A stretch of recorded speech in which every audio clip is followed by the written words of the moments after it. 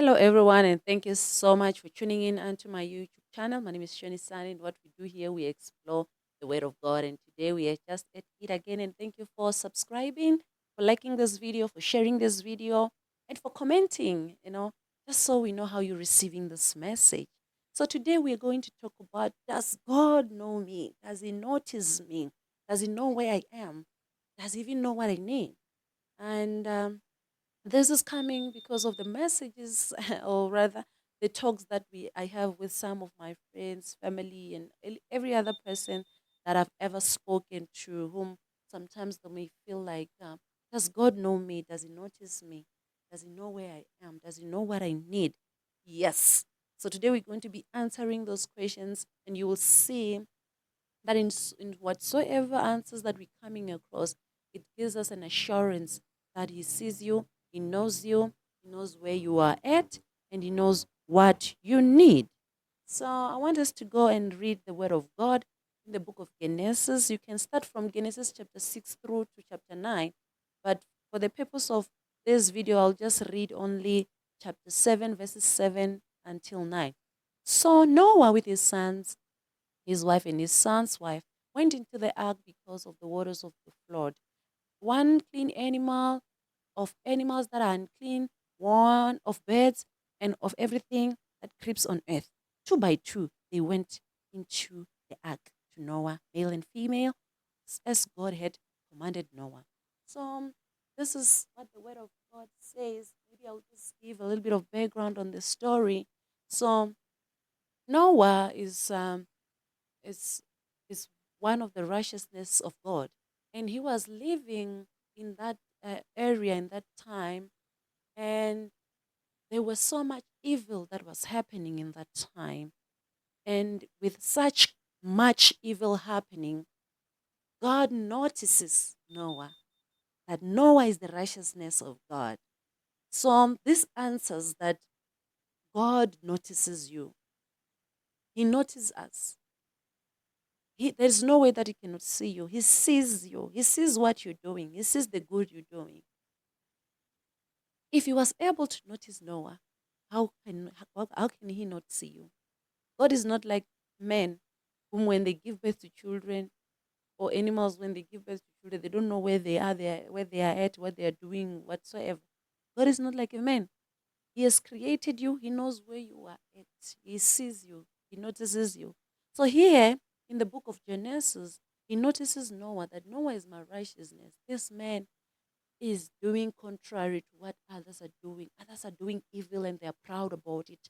They brag about it. They flourish it. They flaunt it. But Noah keeps his righteousness, and God notices Noah. So, yes, God sees you. So, let's just move along with Noah and answer the second question to say, does God really know what I need? Yeah, God has noticed Noah living amongst the evil, and I'm sure Noah was uncomfortable at some point. At some time of his life, he felt like, I also cannot take this evil, even if I can see it, but I also do not want my children to to live in this, because some things you copy, you do because you that's what you see. So I'm sure Noah deep down in his heart he had a cry, but God notices him. Sorry, and in that he appoints Noah to build the boat.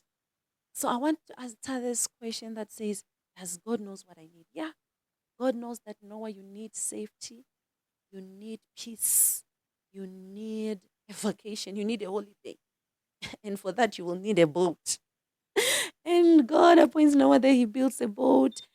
But what is outstanding with me is that God allowed Noah to stay in that place amongst those people. But there was something that God has already provisioned that perhaps Noah was not even aware of. The gopher wood that Noah used to create the boat. I'm sure it was just in his backyard. I'm sure he was just working to get the goof wood to come and build the boat. In the time frame that God has given him, I'm sure he didn't have time to be walking longer distances to try and get the goof wood. So that is the provision that excites me there. Say, God created you in a place where you are at, but there should be something in that village. There should be something in that suburb, in that township, that needs you, that you need as a start before the journey starts. That's something. So here there was a gopher wood from the gopher tree that Noah used to build the boat. I'm sure he had some eggs somewhere. He had some resources that can help him cut and join, and bind. You know, wow, that is very much amazing. So God knows what you need. You need the gopher wood, and there is the provision. So we answered the second questions. He knows what you need. Does he know where I am? Does God know where I am? Yeah, he knows where you are. He really knows where you are. He knows the location where you stay. He knows you. So this is how I can relate. So the Bible say that after he is done building the boat, Noah now he get into the boat. That's what we read about now on Genesis 7 chapter 7. When after he get into the boat with his family and his wife and his son's wives and his children, then the animals had to now come in. It was now the time for animals to come in. So what really makes me to be excited is that the animals, how did the animal know where exactly the boat is, the location where the boat was? I mean, we are always lost if it's not the help of Google Maps, if it's not the help of Waze, those applications that we use to navigate to where we are going or where we need to be. Hey, we always use Google Maps, or we stop and ask, eh, which street is France? Which street is Salom? Which one? We always do that to show that we don't know the absolute location of where we're going. And here are the animals, two by two, male and a female, walking, jumping, hopping, crawling into the location where the boat was. The X and Y location. The animals knew. This is the power of God that amazes me to say, He knows what you need. He knows where you are at. Nowhere you don't have to be going out into the woods and trying to make sounds for the animals to know that you're talking to them. You don't have to be doing for the snake to come. You don't have to be doing "Ooh," like an elephant so that Mr. Elephant can hear you. You don't even have strength to be picking the giraffe. Hey, and God, the same way He spoken to Noah, He goes and He speaks to the animals, the relevant animals, not just any animals, not the evil ones. No, He is going to a male and a female of each breed, male tiger, a female tiger. He goes there to a lion and a lioness and say, hey, hey, I want you to go to this location.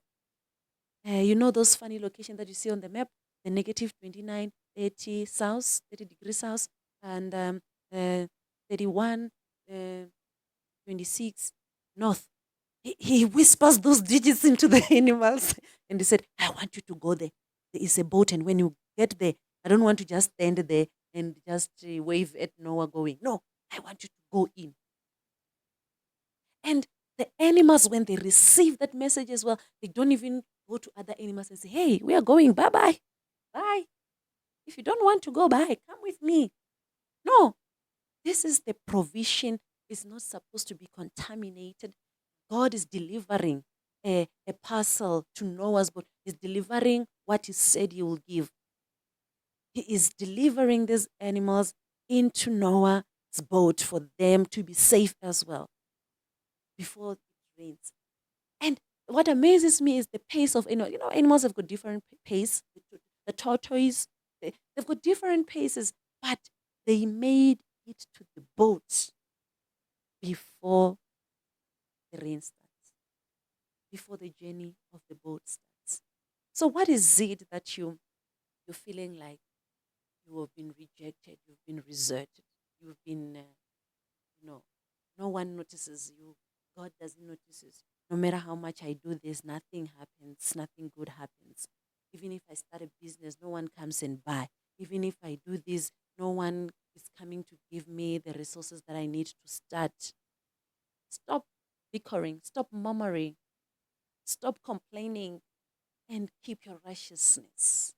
Do not contaminate your righteousness, because that is only the thing that you need to move God and to make sure that God notices you, like Noah, to make sure that God sends, delivers parcels into the place where you are, into the doorstep of your house, into the X and Y location where you are. You don't need to be moving around left and right trying to look for God's provision, because God's provision is on its way and is coming to a place where you are. You don't have to move that boat. You don't have to be moving places, because you might miss. And when it starts raining, you might be out of time to get back to the location where you need to. So God has created you in that place. This is your place of safety. This is the place where He wants you to be. He wants you to exist. He wants you to serve where you are. So God knows where you are and He's coming there. There's no need for you to be going up and down, country to country, nation to nation, looking for God. God is here. If you can just look down into your heart, you will see Him, you will notice Him. If you just go and read His word, you are going to see Him. You're going to notice, you're going to know His provision. So may God bless you as you understand that God sees you, God notices you, He knows where you are, and He knows what you need. There's four things. So may God bless you as you go further in exploring the Word of God and as you become content in His provision. May God bless you.